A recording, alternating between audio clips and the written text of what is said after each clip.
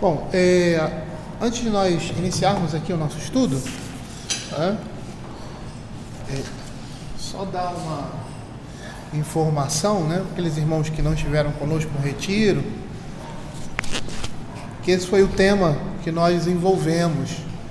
Nós propusemos a desenvolver o tema desse livro, e eu até aconselho os irmãos a comprarem. Encontrei Jesus numa festa de Israel, e ele fala das festividades no Antigo Testamento à luz do Evangelho. Então vai apontar para todas essas festas, ou seja, essas festas vão apontar todas para a pessoa e para a obra de Cristo.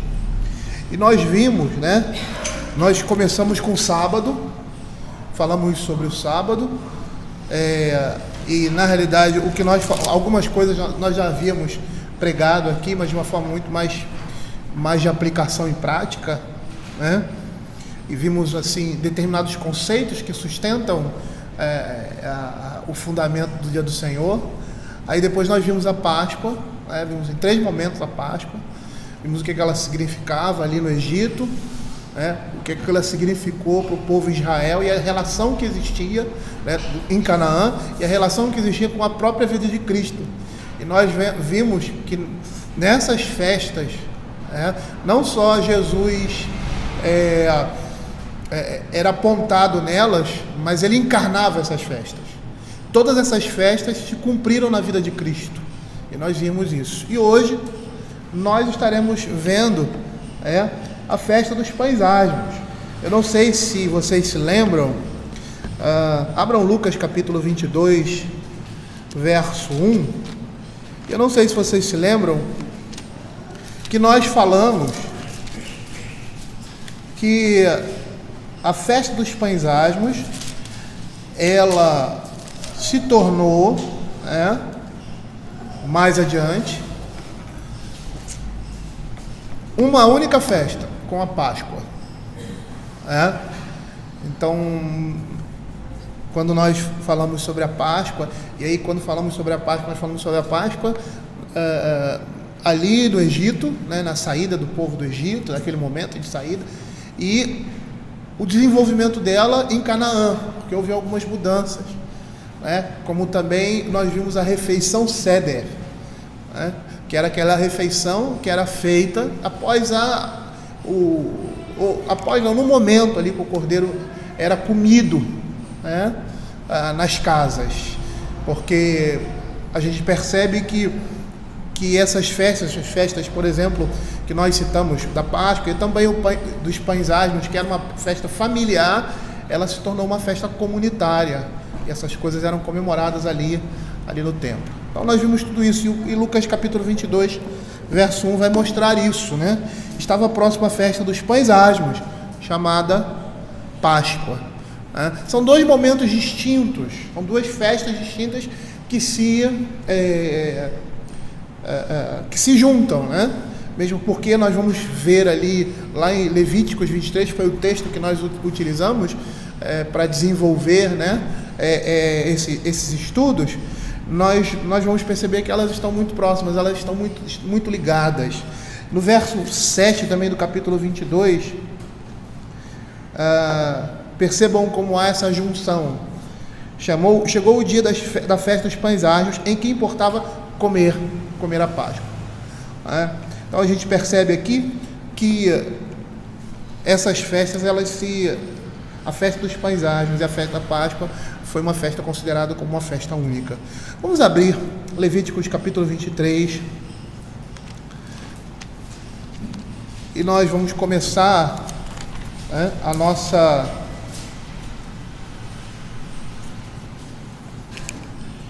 exposição a partir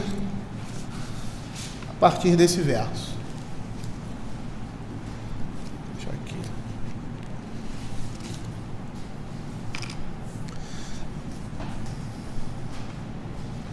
Vou ficar aqui um livro aqui do lado, porque eu vou utilizá-la. Antes de nós começarmos a leitura e passarmos diretamente para o estudo, vamos orar. Vamos pedir que o Senhor fale ao nosso coração através da sua palavra. Senhor, queremos te agradecer, ó Pai, por esse momento aqui. Te pedimos que seja um momento, Senhor Deus, de devoção, de instrução e de consolo aos nossos corações, porque essas festas do passado, Senhor Deus, apontavam e apontam para a nossa realidade hoje, em especial aquilo que Cristo fez por nós, o Senhor Deus, na cruz do Calvário. Todas elas estão relacionadas à vida de Cristo, à sua obra e aquilo que Ele é e fez em favor da sua igreja. Abre os nossos olhos, ó Senhor Deus, nos dá um entendimento apropriado, Pai, e que o Senhor esteja juntando, Senhor, todas essas coisas no nosso coração, e que não seja em vão em nossas vidas todo o ensino, Pai, toda a instrução, Pai. Que o Senhor tenha misericórdia de nós e que essas coisas possam, Senhor, transformar a nossa vida, transformar a nossa alma, Senhor Deus, edificar e assim, Senhor Deus, nos tornar a Tua imagem. É o que nós pedimos, em nome de Jesus. Amém. O capítulo 23 de Levítico fala das festas solenes, né? E aí no verso 4 ao verso 8, mais especificamente verso 6 a 8, nós vamos ver a festa dos pães asmos, né? Então diz assim no verso 4, Levíticos 23, 4: São estas as festas fixas do Senhor, as santas convocações, que proclamareis no seu tempo determinado. No primeiro mês, ao 14 do mês, no crepúsculo da tarde, é a Páscoa do Senhor. E aos 15 dias desse mês é a festa dos pães asmos do Senhor. 7 dias comereis pães asmos. No primeiro dia tereis santa convocação, nenhuma obra servil fareis. Mas 7 dias oferecereis oferta queimada ao Senhor. Ao 7º dia haverá santa convocação, nenhuma obra servil fareis. Então a primeira coisa que nós percebemos aqui é que a festa dos pães asmos começava no dia seguinte à festa da Páscoa. E se você lembra, o cordeiro havia sido imolado e consumido naquela solenidade, ou seja, naquele momento, naquela festa. Esse dia, um sábado, dava início a uma nova celebração que iria durar uma semana inteira, e expandia a alegria que a Páscoa iniciava. De acordo com a Torá, e a gente vê aqui Levíticos capítulo 23, versos de 6 a 8, o que acontecia? Comia-se nesses 7 dias os pães asmos, o que na Páscoa, e vocês lembram lá da refeição Seder, era um simples acompanhamento, porque esse pão era comido na Páscoa, o pão asmo. Nessa festa que começava logo após a Páscoa, ele passa a ser o elemento central dessa festa. É o que a gente percebe nesses versos, nos versos 6 a 8, né? No primeiro dia, verso 7, tereis santa convocação, mais 7 dias oferecereis oferta queimada ao Senhor. Ao 7º dia haverá santa convocação, nenhuma obra servil fareis. Lá no verso 6, aos 15 dias desse mês é a festa dos pães asmos. 7 dias comereis pães asmos. Então a festa, ela se resumia a isso. Essa celebração, nessa semana, durante essa semana, esses pães asmos seriam comidos. E percebam que ela inicia, como nós falamos anteriormente, quem esteve conosco lá no retiro, todas essas festas iniciavam e terminavam com o dia do Senhor. E aqui não era diferente. Iniciava-se com a santa convocação, uma no sábado depois da Páscoa e outra no sábado seguinte. Então nessa semana você tem aí o dia do Senhor e terminando essa Páscoa, o dia do Senhor. E o que é interessante, que essa festa, como a Páscoa inicialmente era uma festa, era uma celebração observada pela família, e que como a Páscoa também se tornou uma comemoração conjunta quando Israel entra em Canaã. Então, quando Israel entra em Canaã, essas festas tomam um tom público.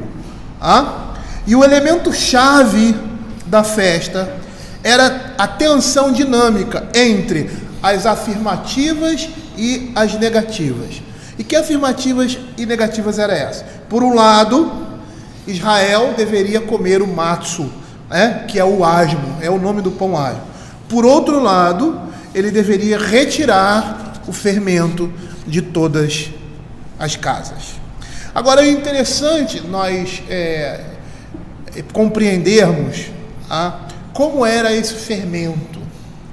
Não é que nem esse que a gente compra, ele vai ali na padaria e compra, é diferente. Ele era um levedo ativo e borbulhante das massas anteriores. Então, para os propósitos dessa festa, a definição de fermento incluía tudo que havia sido levedado, até os farelos menores, minúsculos.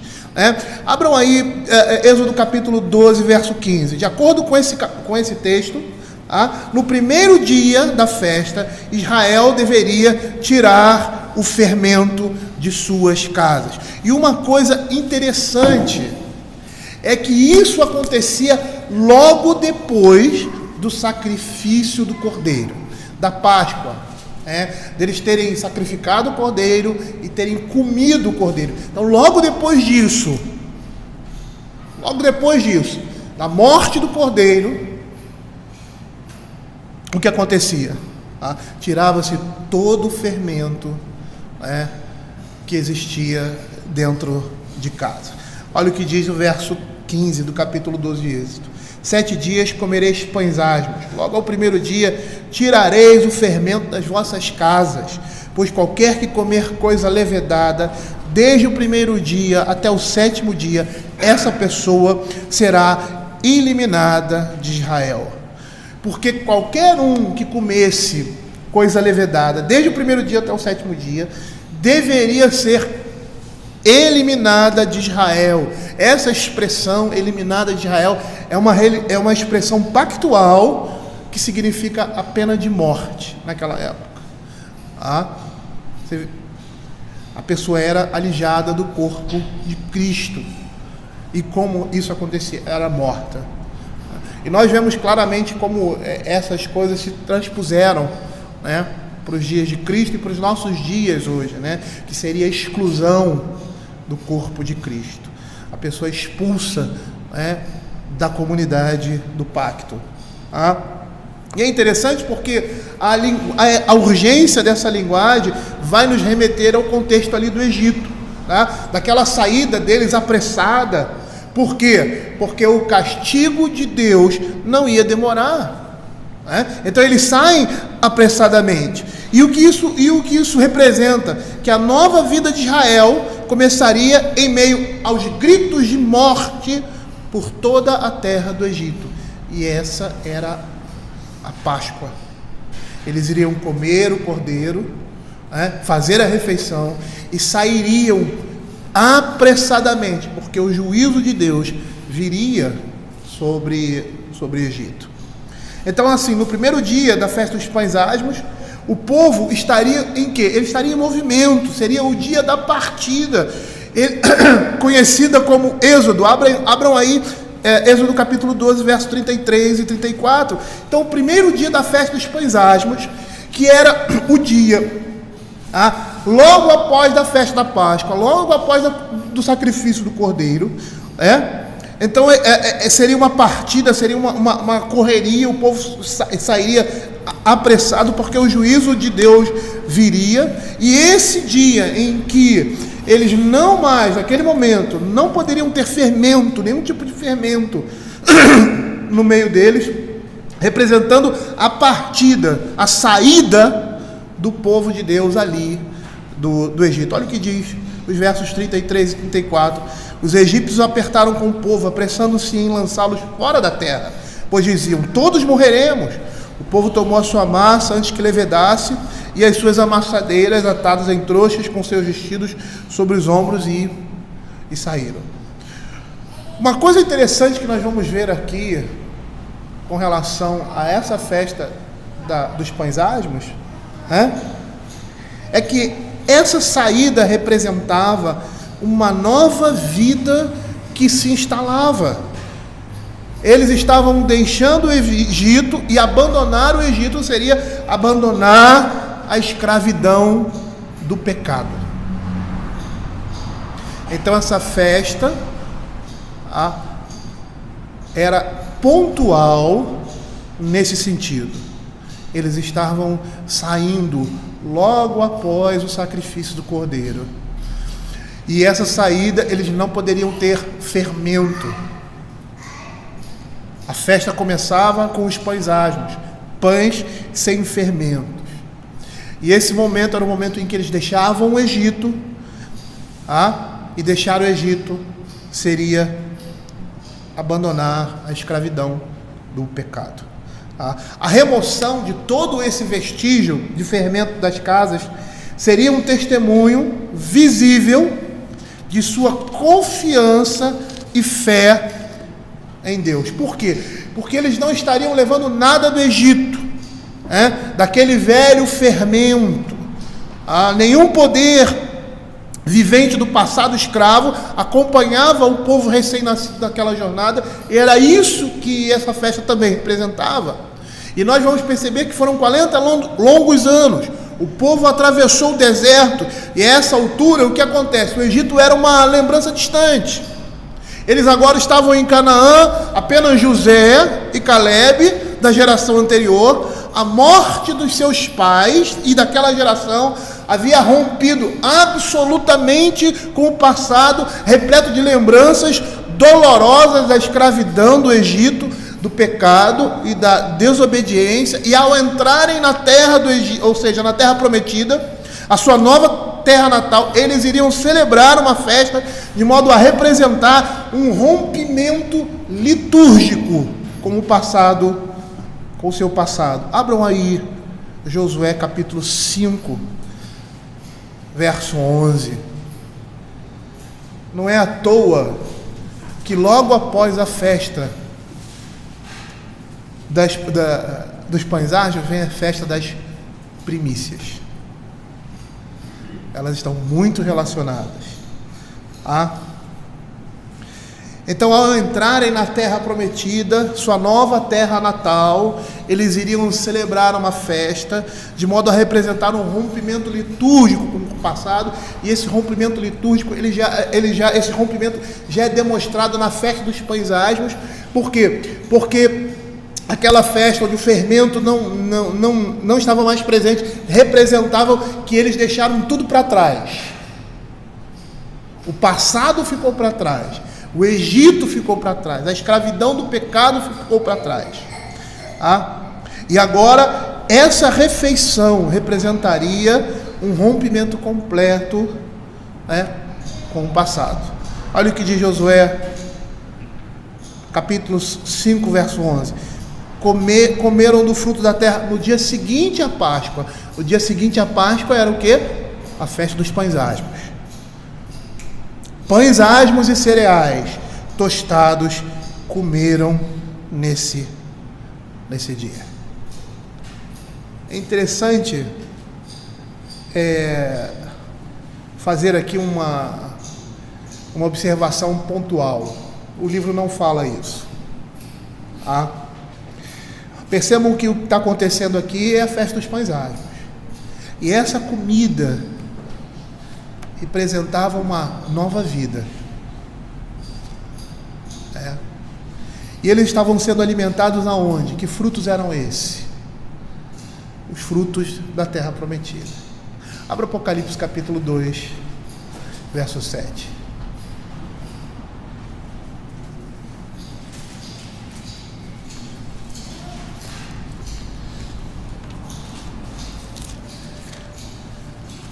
Era uma nova vida que começava. E como uma nova vida que começava, tudo que era passado deveria ficar para trás. E isso era mostrado por meio dessa refeição. Iniciado ali, na festa dos pães asmos. Agora, na terra prometida, eles estão se alimentando de outros frutos. E que frutos são esses? Os frutos decorrentes dessa nova vida. Olha o que diz Apocalipse capítulo 2, verso 7. Quem tem ouvidos, ouça que o Espírito diz às igrejas: ao vencedor, dar-lhe-ei que se alimente da árvore da vida que se encontra no paraíso de Deus. Abra Apocalipse capítulo 22, verso 2.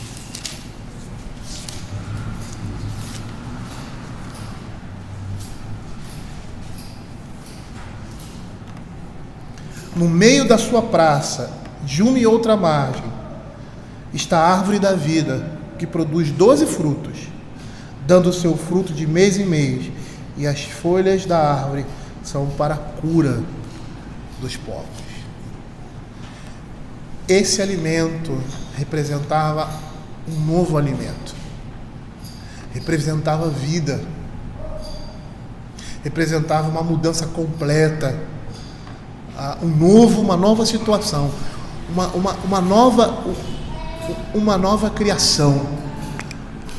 Não mais a escravidão do pecado, mas a liberdade completa dele. Ao longo dos séculos da história de Israel, ali no período intertestamentário, remover o fermento das casas transformou-se em uma prática familiar e representava o significado central da festa.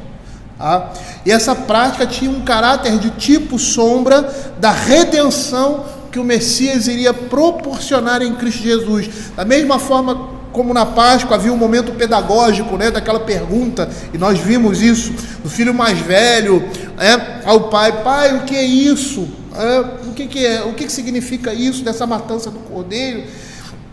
E esse momento da festa dos pães asmos, esse momento didático, porque você percebe que, como nós vimos lá na refeição Seder, existia uma sequência litúrgica, e nessa sequência litúrgica o filho perguntava ao pai, e de uma forma litúrgica mesmo, repetitiva. Todas as vezes que essa festa acontecia, o filho mais velho ia e fazia essa mesma pergunta, e havia aquela resposta. E na festa dos pães asmos nós também temos esse momento didático. E esse momento, na festa dos pães asmos, era quando se retirava o fermento das casas. Era chamado de Bendikat Hametz. Era um teatrinho que eles faziam, que envolvia toda a família. E eles começavam uma semana antes da festa. A mãe, o responsável lá, os pais limpavam a casa normalmente. E o que a mãe fazia? A mãe deixava de propósito vários pedaços de pães com fermento antigo, alguns pedaços pequenos e outros não, para que os filhos retirassem, procurassem. Por exemplo, nós vemos em algumas festas e solenidades que nós comemoramos aqui, o povo de uma maneira geral comemora, o povo pagão comemora, às vezes aparece até na televisão a questão da Páscoa dos ovos, Estou dando um exemplo até um exemplo errado, completamente errado aquilo que a gente está falando aqui, mas só para querer mostrar. E aí fica e no Natal também muita gente faz isso, fica escondendo os presentes ou os ovos pela casa. Tem gente que faz isso, Então não existe nenhuma relação, dessa festa com a Páscoa do Senhor, apesar de ter o nome, E aí o que acontece? As crianças da casa vão procurar, os presentes de Papai Noel, os ovos, do que eles chamam de Páscoa aqui, que não tem nada a ver, E era isso que acontecia. Era um momento em que a família se reunia, era tipo um culto, um culto doméstico, em que a família, contextualizando, em que a família se reunia. Aí a mãe limpava a casa e deixava alguns pedacinhos pequenos, outros grandes, mas pedaços pequenos também desses pães antigos com o fermento. E a aventura das crianças era correr pela casa, usando uma vela, porque estava escuro muitas vezes, uma colher de pau e um pedaço de tecido de linho, e eles iam catando esses fermentos. E depois que eles achassem todos esses fermentos, tudo isso era queimado. E essa dramatização, ela ensinava uma lição bastante importante, porque o fermento representava a idolatria e a influência do Egito. E Deus ordenou que deixássemos todas essas coisas para trás quando eles saíram do Egito, pelo sangue do Cordeiro. E apesar de o Egito fazer parte de um passado distante, o poder do fermento ainda estava vivo e continuava a representar um risco na nova vida ali em Canaã. E nós vamos perceber que lá Israel encontraria os Baals, os Baalins. Abram Marcos, capítulo 8, versos 6, 14 e 15. Nós vamos ver o Senhor Jesus falando sobre esse fermento.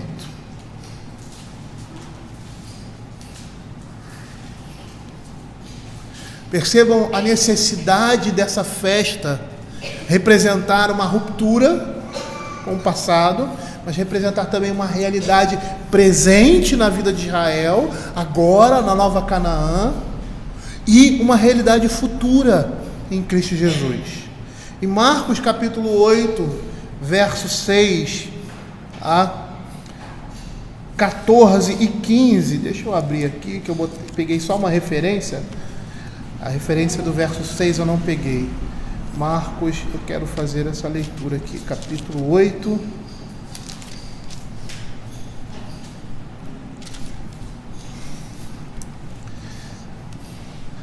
Que é a segunda multiplicação dos pães.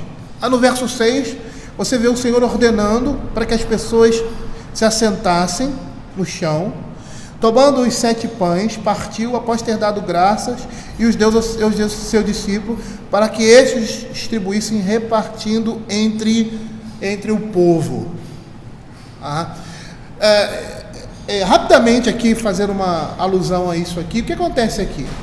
O povo tem a primeira multiplicação dos pães e dos peixes, e as pessoas começam a correr atrás do Senhor Jesus por causa do pão. Eu não sei se é bem nessa passagem em Mateus que ele vai falar mais especificamente sobre isso. E aí as pessoas encontram o Senhor Jesus, e o Senhor Jesus, vocês estão procurando, o que vocês estão procurando? Eles trabalhar por aquela comida que não perece, aquela que é para a vida eterna. As pessoas estavam procurando o Senhor Jesus, por quê? Porque ele fez os milagres, o milagre de pão, e alimentou. O povo queria ficar com a barriga cheia, queria satisfazer as suas necessidades físicas, os seus desejos físicos. E Jesus estava mostrando que aquela multiplicação dos pães apontava para Ele como o maná, como o pão da vida, como o pão sem fermento. Aí nos versos 14 e 15, o Senhor Jesus, conversando com seus discípulos, logo após a segunda multiplicação, ele diz assim: ora, aconteceu que eles se esqueceram de levar pães, e no barco não tinham consigo senão um só. Preveniu Jesus dizendo: vede, guardai-vos do fermento dos fariseus e do fermento de Herodes. E aí lá em Mateus capítulo 16, verso 12, que fala sobre a mesma circunstância, ele vai dizer assim: então entenderam que não lhes dissera que se acautelassem do fermento dos pães, mas da doutrina dos fariseus e saduceus. O Senhor Jesus estava se referindo ao ensino desses grupos, por meio dos quais os líderes religiosos daquela época voltavam ao quê? A escravizar o povo da mesma forma que estavam escravizados no Egito. E à primeira vista, as suas palavras pareciam bastante objetivas. Eles deveriam evitar o quê? As más influências. E que mais influências eram essas? Esses falsos profetas, esses falsos governadores, esses homens corruptos, mestres falsos e incoerentes. E de fato, o que o Senhor Jesus está dizendo aqui, é dessa separação. Eles deveriam viver separados dessas pessoas, pela influência maligna e pecaminosa que eles tinham, o que eles poderiam ter e tiveram. E era isso que o Senhor Jesus estava querendo dizer. Era isso que essa festa também representava, esse fermento. Esse fermento deveria ser lançado fora. E a gente percebe, de fato, se separar e até mesmo destruir o relacionamento, a comunhão com pessoas perversas, de modo a nos proteger dessa má influência, representa uma estratégia religiosa. percebemos isso, né? E se nós formos traçar um perfil, né, dessa estratégia religiosa, a separação, a não comunhão com essas coisas, né, nós vamos ver no contexto ali do Senhor Jesus coisas interessantes, como por exemplo os fariseus se escandalizando por Jesus comer com pecadores, porque ele convivia com essas pessoas. Aí nós vamos ver no contexto ali daquela época a seita dos essênios se isolando em Qumran do mundo para viverem em santa reclusão, porque a festa dos pães asmos representava isso, a separação do pecado, o perigo da influência do pecado. Era isso que representava ali esse fermento que estava sendo tirado, essa nova vida, não mais com fermento, um novo alimento, um alimento puro, sem o fermento do pecado, né? Aí na história da igreja nós vemos aqueles cristãos monásticos, né, se separando do mundo para viverem em reclusão. E até na nossa realidade, algumas pessoas se isolando da cultura para evitar as influências ruins, pecaminosas. Até no nosso ambiente familiar nós usamos isso como estratégia para afastar os nossos filhos daquilo que tudo que é prejudicial e danoso. Só que a festa dos pães asmos, ela apontava para algo muito mais sensível. Um pequeno detalhe diante de tudo isso. E o detalhe era: nem sempre o afastamento funciona. Porque a dinâmica, ou seja, a realidade desagradável é que a dinâmica do mal vai operar de dentro para fora. A Escritura vai nos mostrar que nós já nascemos com o fermento do mal, transbordando de comportamentos pecaminosos, como diz o Salmo 51, verso 5. Eu nasci na iniquidade e em pecado me concebeu minha mãe. O profeta Jeremias, é um texto que eu uso muito aqui nos momentos de confissão, lá no capítulo 17, verso 9, ele descreve o coração do homem como enganoso e desesperadamente corrupto. Ele diz assim: enganoso é o coração mais do que todas as coisas e desesperadamente corrupto, quem o conhecerá? O autor desse livro, ele cita um romance clássico de William Goldwyn, The Lord of the Flies, o Senhor das Moscas. E essa é uma história, acho que esse livro foi escrito no século XVIII ou XIX, tá? Conta a história de meninos ingleses que acabam sozinhos numa ilha deserta após um acidente de avião. E ali não havia nenhuma influência externa para corromper esse novo mundo deles. Eles começam bem, eles se organizam de forma hierárquica apropriada, como se esperaria, e o autor usa essa fala, né? Como se esperaria de ingleses cultos daquela época. E ainda assim, diante desse ambiente todo favorável, a maldade começa a operar nessa nova sociedade. Medo, crueldade, violência irrompem no meio deles. Existe um filme muito bom que vai falar sobre isso também, A Vila. Não sei se vocês já viram, né? É um grupo de pessoas que estavam cansados, né, da sociedade do século XX, na época do século XX, portas do século XXI, e eles se isolam numa propriedade imensa, simulando o século XVIII, com roupas e comportamentos, sem aquela tecnologia e tal, e eles começam a viver ali, criam determinados sistemas de controle para que aquelas pessoas não saíssem daquele lugar, Por quê? Porque eles estavam fugindo de um mundo mau. E é interessante que nesse filme, aquilo que eles estavam fugindo, eles viviam ali dentro. A temática do filme é que no final há uma tentativa de assassinato,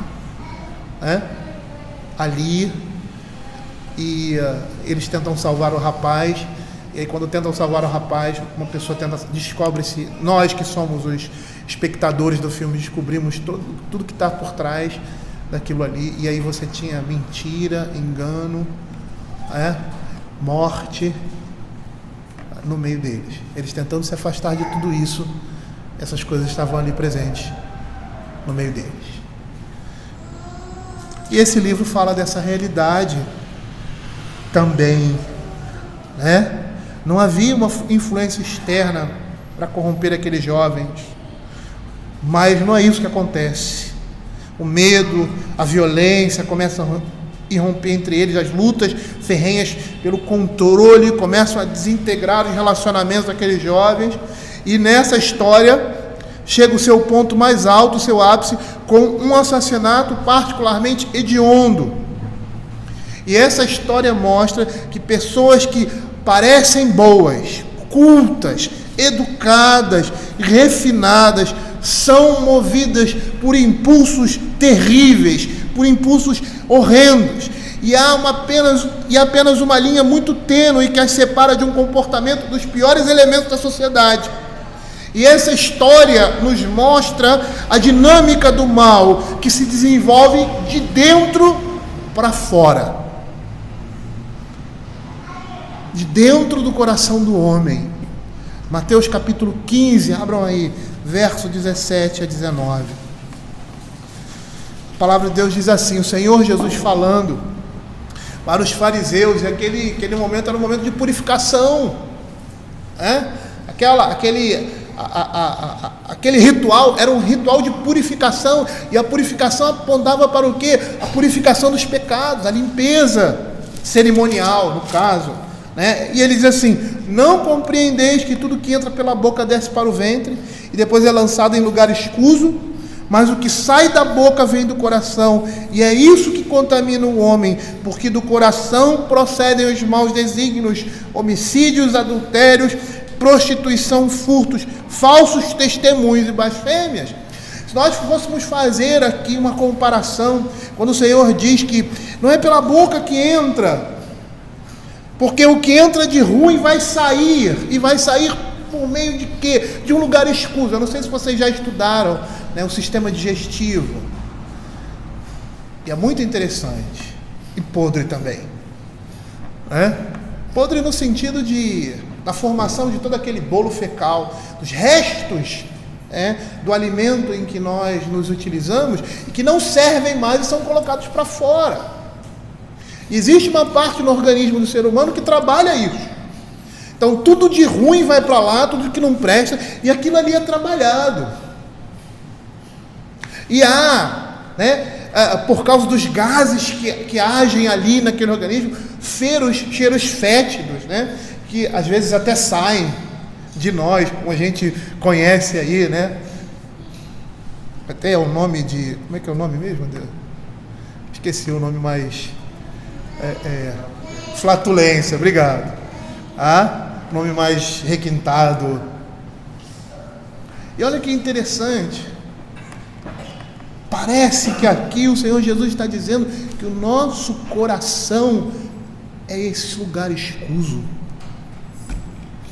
onde essas coisas estão ali fermentando, porque essa é a expressão que é utilizada naquele intestino, o grosso, E fermentando o quê? Homicídios, adultérios, furtos, falsos testemunhos. E eles saem por onde?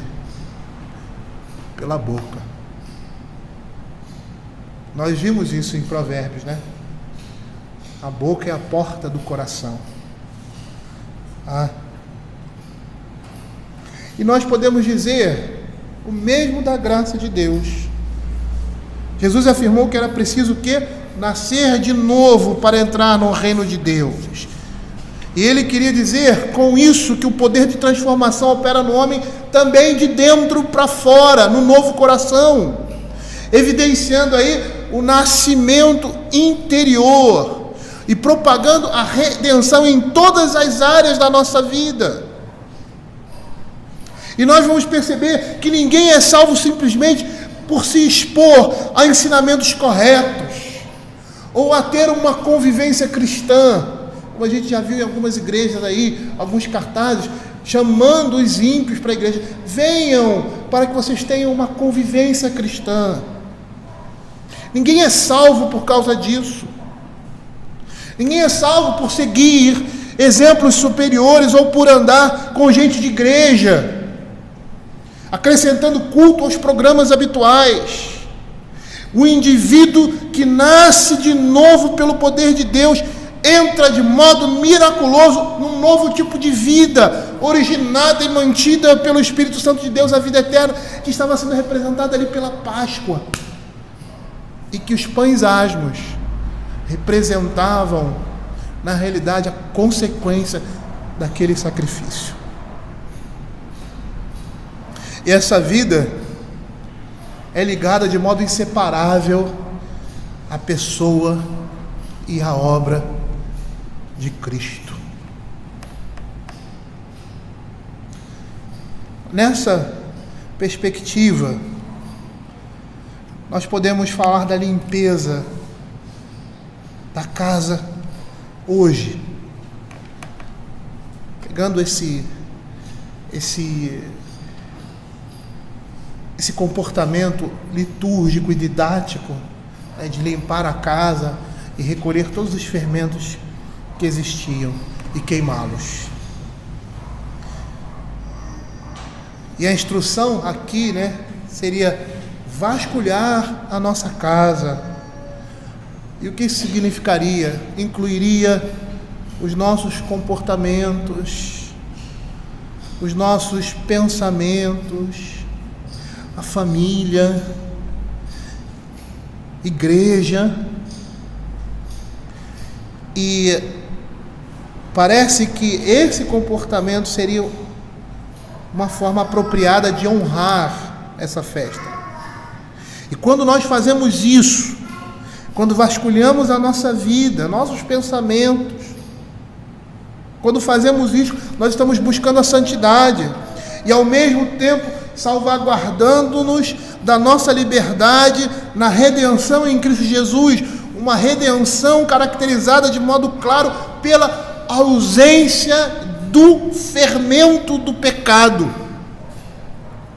E nessa perspectiva, Jesus não permitirá que minimizemos a profundidade da nossa depravação, nem que neguemos a influência fermentadora do pecado sobre os nossos relacionamentos. E era isso que a festa dos pães asmos estava mostrando. Hoje nós estamos numa nova vida, então nós precisamos lá abandonar aquilo que é o velho fermento, aquilo que representava a escravidão do pecado. Olha o que Mateus capítulo 5, verso 20 vai dizer. Senhor Jesus dizendo para os seus discípulos, ele diz assim: porque vos digo, se a vossa justiça não excederem muito a dos escribas e fariseus, jamais entrareis no reino dos céus. E é interessante que nós vamos perceber que quando Deus faz isso, é como um cirurgião com um bisturi, que é extremamente preciso. Ele vai e corta a fundo. E por quê? Porque há muito mais coisa envolvida no nosso pecado que se manifesta. Há muito mais coisa envolvida no homicídio, por exemplo, que você vê. Porque a ira e o julgamento serão evidências do mesmo pecado de tirar a vida de um homem. Mateus capítulo 5, abram aí 21 e 22. Era interessante que nessa festa dos pães asmos, a mãe colocava determinados migalhas grandes, visíveis aos olhos, e pequenas, bem pequenas, representando que tudo o que fosse, por menor que seja, fermento do passado, deveria ser eliminado. Olha o que diz nesses versos: ouviste que foi dito aos antigos, não matarás, e quem matar estará sujeito a julgamento. Eu, porém, vos digo que todo aquele que sem motivo se irá contra seu irmão estará sujeito a julgamento, e quem proferir algum insulto a seu irmão estará sujeito a julgamento do tribunal, e quem lhe chamar tolo estará sujeito ao inferno de fogo. Percebam que aí o crivo é muito mais embaixo, é um corte muito mais preciso, é muito mais profundo. E a Escritura vai nos mostrar também, nesse mesmo capítulo, que há mais coisas envolvidas em um adultério do que trair uma esposa. Por exemplo, o olhar lascivo e o desejo pecaminoso do coração. Mateus capítulo 5, versos 29 e 30. Se o teu olho te faz tropeçar, arranca-o e lança-o de ti, pois te convém que se perca um dos teus membros, e não seja todo o teu corpo lançado no inferno. E se tua mão direita te faz tropeçar, corta-o e lança de ti, pois te convém que se perca um dos teus membros, e não vá todo o teu corpo para o inferno. E nós vamos perceber que isto constitui um pecado igualmente sério. O olhar lascivo, o desejo pecaminoso, o desejo lascivo no coração é igualmente sério e corrompe do mesmo modo o amor que deveria ser puro, fiel e íntegro numa relação matrimonial. E por que Jesus faz isso? Porque Ele nos faz passar por essas coisas sem anestesia, por essa cirurgia da alma sem anestesia. Porque o propósito dele é revelar o fermento em nossas vidas. E as palavras, essas são as palavras de um rei que tem o direito sobre os seus súditos. E no seu reino não há lugar para o fermento.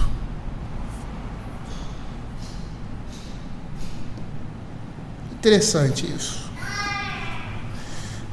Quando o Senhor Jesus fala isso para aqueles homens que se sentiam justificados diante de Deus, que se sentiam superiores aos outros homens, porque externamente praticavam a lei, o Senhor disse que aqueles homens eram os piores.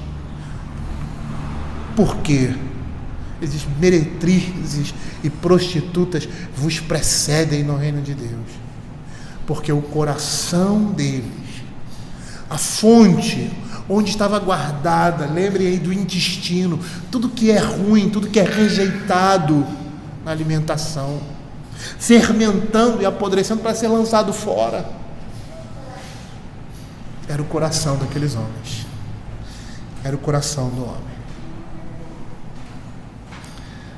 E quando Deus trata o pecado, Ele trata dessa forma. Por quê? Porque da mesma maneira que os pequenos fermentos que ficavam, pequenos pedaços de pães ficavam, e eles deveriam fazer uma vistoria em toda a casa e tirar todo e qualquer tipo de fermento, até o menorzinho. É isso que Deus faz conosco. E é isso que Ele mostra aqui nesse verso 29 e 30, quando Ele fala que é necessário arrancar um olho, arrancar um braço. É lógico que isso aqui não é literal, não é? Mas é a imagem, como nós podemos até mesmo também comparar, de um homem que tem um problema no braço, que tem um problema no pé, e o pé começa a gangrenar. E aí o médico diz assim: precisamos cortar do joelho para baixo. Mas doutor, é só o dedo que está podre. Não interessa. Se continuar assim, ele vai tomar não só a sua perna, mas como todo o corpo. É por isso que muitas vezes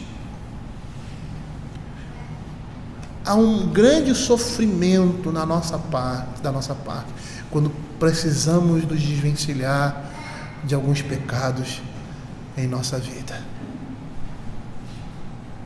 É Deus usando o seu bisturi extremamente preciso. Para quê? Para que você não perca todo o seu corpo. E como ele disse, seja lançado no inferno. Às vezes o tratamento de Deus na nossa vida, a gente pode parecer ser, é doloroso. E todas as vezes que eu vejo isso na minha vida, ou na vida de outras pessoas, eu tenho a seguinte concepção: como nós somos maus, apesar de não aparentarmos isso. Para abandonar alguns pecados, nós temos que ser muitas vezes lançados no chão, na miséria, na desgraça, para que possamos ser salvos do nosso próprio pecado. Eu gostaria de ler aqui uma história que o autor conta para exemplificar essa ação cirúrgica de Deus na nossa vida. Prestem atenção. Era 1º de dezembro de 1997. Senti um calafrio percorrer a espinha ao ouvir as palavras do médico. John, você tem leucemia. Seguiu-se uma pausa para eu assimilar o que ele havia dito. Não demorou muito. Conheço essa doença horrível de perto. Por mais inacreditável, ilógico e estatisticamente improvável que fosse, minha esposa querida estava morrendo do mesmo mal num quarto alguns andares acima do consultório onde eu me encontrava. Fazia quase um ano que estava doente e só teve mais 2 meses de vida. As palavras seguintes do médico me deixaram estarrecido. Vamos aplicar uma dose extrema alta de quimioterapia. Vamos colocá-lo tão perto da morte que você verá beirada. O tratamento será difícil, talvez até brutal, mas é o que precisamos fazer para salvar a sua vida. Apesar das estatísticas desfavoráveis, as opções eram poucas ou inexistentes. A quimioterapia começou no dia seguinte. No primeiro mês, recebi uma infusão diária de 2 agentes quimioterápicos que me fizeram perder todo o cabelo no 11º dia. As partes mais calejadas, as mãos e os pés, cerca de uma semana depois, e quase 20 quilos, mãos e pés cerca de uma semana depois, e quase 20 quilos em mais um mês. No resultado mais baixo, a contagem das células brancas, anotada todo dia num quadro no meu quarto, para que eu pudesse acompanhar o progresso do tratamento, chegou a menos de 50, o normal é 3.000. As plaquetas, fator de coagulação, baixaram para menos de 1% do normal. O médico não havia mentido. De meu leito podia ver a morte e até sentir seu cheiro. Ainda que pequeno, o progresso foi real. Os blastócitos, células sanguíneas imaturas, produzidas pela medula cancerosa, diminuíram aos poucos com o efeito da quimioterapia. Leucemia mieloide aguda é um câncer da medula, uma doença sistêmica. Não se limita a um tumor sólido que pode ser extirpado ou irradiado, a fim de acabar com a doença. O tratamento também precisa ser sistêmico. É necessário matar todas as células cancerígenas. Depois de algumas semanas de recuperação, começou a segunda rodada de mais 30 dias com 2 drogas quimioterápicas novas. O tratamento trouxe mais efeitos colaterais, inclusive danos, felizmente apenas temporários, ao sistema nervoso, que se manifestaram no exercício diário da escrita. Em pouco tempo, minha assinatura se parecia com a letra de uma criança pequena. A perda de peso, quase 32 quilos no total, foi inevitável, uma vez que a quimioterapia queimou todas as células epiteliais, o tecido que recobre a boca e a garganta, impedindo-me de ingerir alimento sólido. Mastigar e engolir eram tarefas impossíveis e tive que receber nutrição parenteral por mais de um mês. O tratamento, contudo, salvou minha vida. Recebi alta em 25 de fevereiro de 1998 e nunca mais precisei voltar. Quase um mês antes, em 31 de janeiro de 1998, minha esposa também havia deixado o hospital, mas para descansar em Cristo. É uma história triste e real, e que é um exemplo muito claro do que o pecado faz na vida de uma pessoa e do que o tratamento faz com o pecado que está incrustado na vida dessa pessoa. E a lição aqui, uma delas, é clara. Aquilo que acontece do lado de dentro é perigoso. O fermento canceroso do coração idólatra é mais letal do que qualquer doença, porque vai terminar em morte, e morte espiritual. O tratamento para o nosso pecado é radical. Arrancar o olho, cortar a mão, não são para pessoas covardes.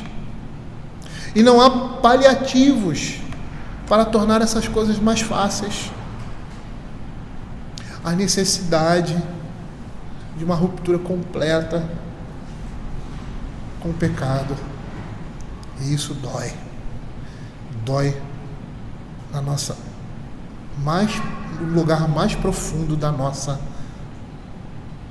alma. Mas nós podemos ver também, e esse é o propósito dessa festa, as boas novas nessa festa. A observância, se a gente for olhar assim dos pães asmos, nessa perspectiva, nem parece ser uma festa. Por quê? Porque aponta para uma minuciosa avaliação de si mesmo, aponta para uma renúncia radical, e essas coisas não parecem ser, aos nossos olhos, boas novas. Parece mais um trabalho exaustivo, agonizante, infindável da alma. Aparenta mais autoflagelação e exigências de uma religião medieval. E de fato, queridos, essa festa não celebraria boas novas se não fosse por um detalhe: o sepultamento de Cristo. Cristo foi sepultado ao final do dia. Abram Marcos capítulo 15, verso 42 e 43. Depois que seu corpo foi tirado da cruz, ele foi colocado num novo túmulo, num horário bem significativo, o horário do pôr do sol. Olha o que diz: ao cair da tarde, por ser o dia da preparação, isto é, a véspera do sábado, vindo José de Arimateia, ilustre membro do Sinédrio, que também esperava o reino de Deus, dirigiu-se a Pilatos e pediu o corpo de Jesus. Foi um momento significativo porque foi ao pôr do sol. E ao pôr do sol indicava para o judeu o início de um novo dia. Logo, Jesus não foi sepultado na Páscoa, mas no início da festa dos pães asmos, cumprindo a Escritura, em Êxodo capítulo 12, verso 15. 7 dias comereis pães asmos, logo ao primeiro dia tirareis o fermento das vossas casas, pois qualquer que comer da coisa levedada, desde o primeiro dia até o 7º dia, essa pessoa será eliminada de Israel. E trata-se isso de um fato bastante significativo, porque o Senhor Jesus não apenas guardou a festa, como judeu no primeiro século, mas ele também tornou-se o fermento, e o seu sepultamento acarretou a purificação da nossa vida. Anunciou que não precisamos varrer o fermento do pecado e do mal em nossa vida, porque ele cumpriu essa tarefa por nós. O apóstolo Paulo, lá em 2 Coríntios capítulo 5, verso 21, ele vai dizer: aquele que não conheceu o pecado, ele se fez pecado por nós, para que nele fôssemos feitos justiça de Deus. Em termos doutrinários, queridos, Jesus, que era o nosso Cordeiro Pascal, morreu como substituto para que pudéssemos ser considerados o quê? Justificados pela graça mediante a fé. Jesus foi sepultado em nosso lugar e levou consigo para o túmulo o fermento do nosso pecado, a fim de que pudéssemos ser declarados santificados nele. A morte dele tem esse significado. Por isso que lá o apóstolo Paulo, ele diz: anunciais a morte do Senhor. Anunciar a morte do Senhor era anunciar aquilo que ele fez. Ele sepultou. O seu corpo representava o fermento do pecado, porque ele nos substituiu.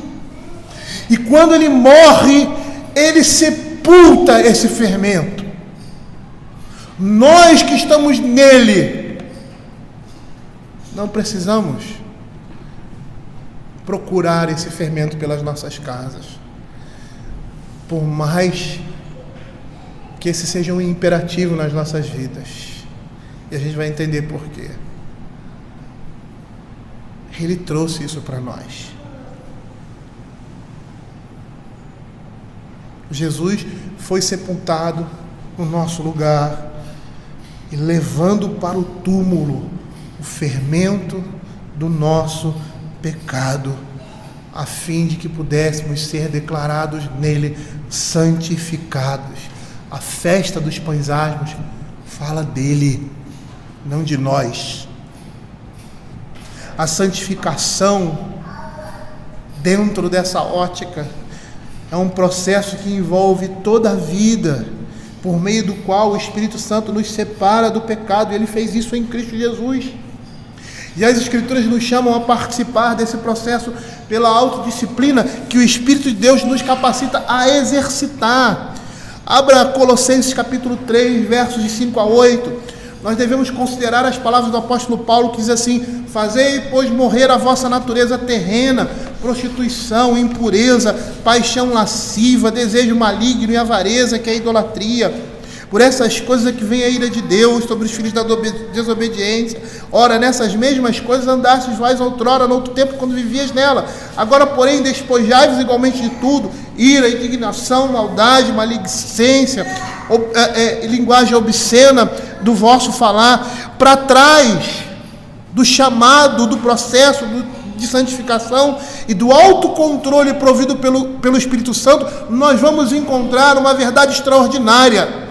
E essa verdade é: se nós cremos em Jesus, já somos santos, fomos sepultados em Cristo pela fé no poder de Deus. É isso que Paulo fala também em Colossenses capítulo 2, verso 12. Ele diz assim: tendo sido sepultados juntamente com ele no batismo, no qual igualmente fostes ressuscitados mediante a fé no poder de Deus, que o ressuscitou dentre os mortos. Percebam que a festa dos pães asmos, por mais que tenha uma aplicação a nós, fala de Cristo, porque nós não temos condições de arrancar, de tirar esse fermento de nós. Foi Cristo que fez isso por nós. Quando ele morre, ele representando em carne o fermento desse pecado, por isso que ele morre e ressuscita em glória, porque mostra que o fermento do pecado foi destruído na nossa vida por meio de Cristo, por meio da sua morte. Ele sepulta a nossa carne pecaminosa e nós ressuscitamos com ele em glória. John Murray vai falar sobre isso, de santificação definitiva.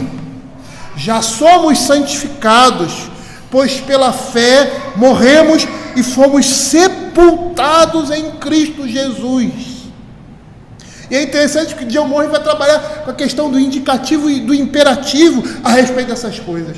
E uma coisa vai apontar para a outra, ou seja, aquilo que nós somos em Cristo Jesus e aquilo que ele nos ordena a fazer, que seria o imperativo. Por quê? Por que ele nos ordena? Porque nós já somos. Porque foi ele quem tirou o fermento do pecado nas nossas vidas. E porque esse fermento não mais existe em nós, porque não somos mais escravos do pecado, mas ainda nessa carne carregamos uma natureza pecaminosa. Ele nos chama a nos purificar e a nos santificar a partir daquilo que ele já fez. John Murray vai chamar isso de santificação definitiva. Já somos santificados, pois pela fé já morremos e fomos sepultados com Cristo. Abra Romanos capítulo 6, versos de 1 a 11.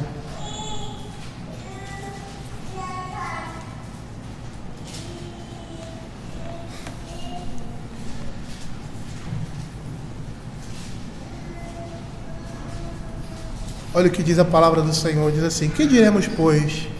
Permaneceremos no pecado para que seja graça mais abundante? De modo nenhum. Como viveremos ainda no pecado, nós que para ele morremos? Ou porventura ignorais que todos nós que fomos batizados em Cristo Jesus fomos batizados na sua morte? Fomos, pois, sepultados com ele na morte pelo batismo, para que, como Cristo foi ressuscitado dentre os mortos pela glória do Pai, assim também andemos nós em novidade de vida. Porque se fomos unidos com ele na semelhança de sua morte, certamente o seremos também na semelhança de sua ressurreição. Sabendo isto, que foi crucificado com ele o nosso velho homem, para que o corpo do pecado seja destruído e não sirvamos o pecado como escravos. Porquanto quem morreu já justificado do pecado, por quem morreu já está justificado do pecado.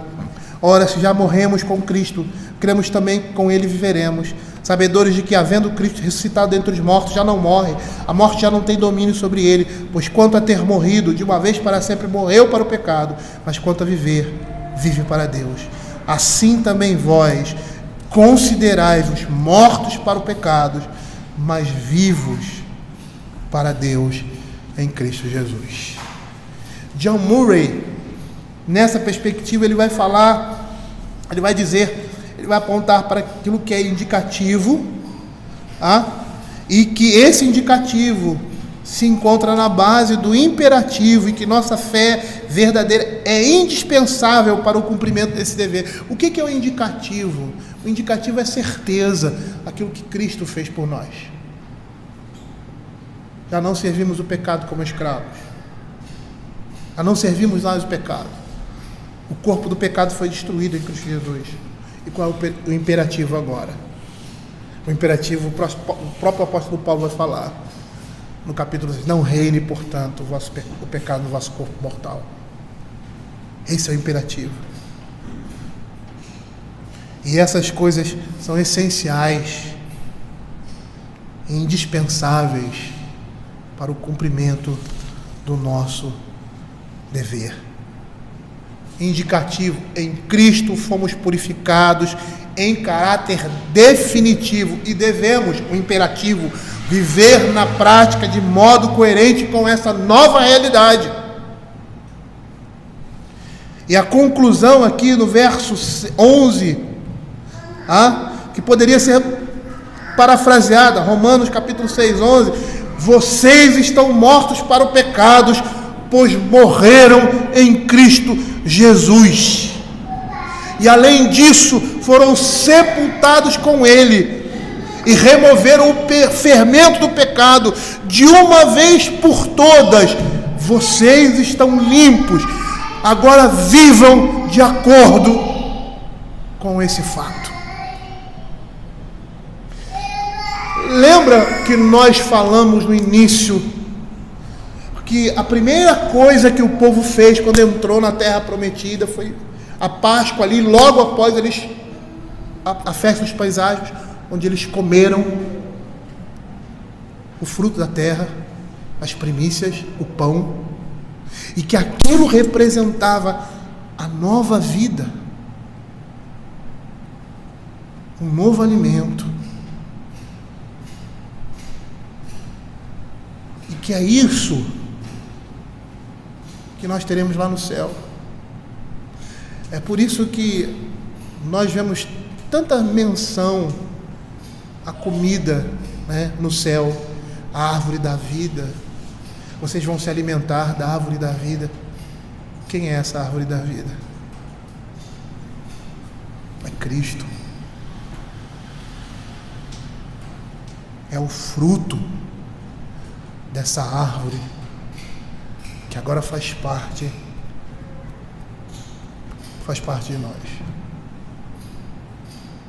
É essa nova comida, é um novo alimento, é aquilo que vai nos alimentar e nos manter vivo para sempre. E aí a gente lembra do Éden. Por que eles foram expulsos do Éden? Por causa do pecado. E por que foi colocado um anjo do Senhor ali? Para que eles não entrassem. E e figuradamente comessem da árvore da vida. E se eles comessem dessa árvore, naquele estado que eles estavam, não haveria salvação para eles.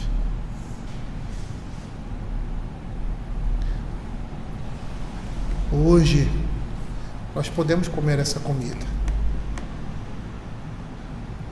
porque fomos libertos do pecado, transformados em filhos de Deus.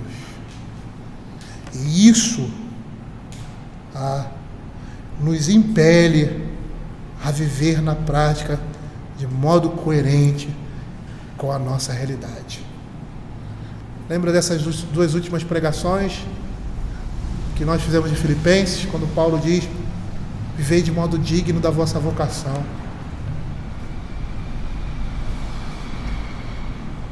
Nós somos chamados a viver na prática de modo coerente com essa nova realidade. Apesar ainda de termos no nosso corpo uma natureza pecaminosa, nós não somos escravos mais do pecado, não somos escravos dessa natureza, fomos libertos. E da mesma forma que o povo estava no deserto, caminhando e se preparando para chegar à terra prometida, e porque todo esse tempo eles precisavam se despojar de uma cidadania que era terrena, eles precisavam se educar para entrar no reino de Deus. E é isso que nós estamos vivendo nesse mundo. Por isso que o escritor de Hebreus diz: sem santificação ninguém vai ver o Senhor. Porque nesse mundo nós somos chamados a mortificar a carne e a dar seguimento à obra que Cristo começou na nossa vida. Como assim dar seguimento, pastor? O apóstolo Paulo vai dizer isso: desenvolvei a vossa salvação com temor e tremor, sabendo que é o Senhor quem opera em vós tanto querer como realizar. Eu gostaria de terminar dizendo o seguinte: a festa dos pães asmos proclamava um elemento crucial das boas novas, apontava para o Messias e para uma redenção outrora desconhecida. O Israel antigo precisava ser lembrado que fora libertado do Egito por meio da remoção anual do fermento. E esta festa era apenas uma sombra da liberdade duradoura que se mostraria tão intangível a liberdade do poder do mal no ser interior. A santificação não se concretizaria por meio de esforços de um povo, mas só se cumpriria por meio de quem? De Cristo. Paulo, lá em 1 Coríntios capítulo 1, verso 30, ele vai dizer assim: vós sois dele, em Cristo Jesus, o qual se tornou da parte de Deus sabedoria, justiça, santificação e redenção. Eu quero dizer uma coisa para você: mesmo que você lute com o pecado em sua vida, que você se envergonhe por seu temperamento colérico, por ver você ainda dentro de você em desejos pecaminosos que o afligem, se você crê de fato em Cristo, você já é santo. Não será a qualidade do nosso arrependimento, nem a qualidade da nossa obediência que vão determinar a nossa santidade. É Cristo quem faz isso. Como um riacho que flui de uma nascente para espalhar vida por um deserto árido e estéril, o arrependimento e a obediência vão fluir para dentro de nossas vidas somente por meio da santidade que já nos pertence pela graça de Deus mediante a fé. Vamos orar.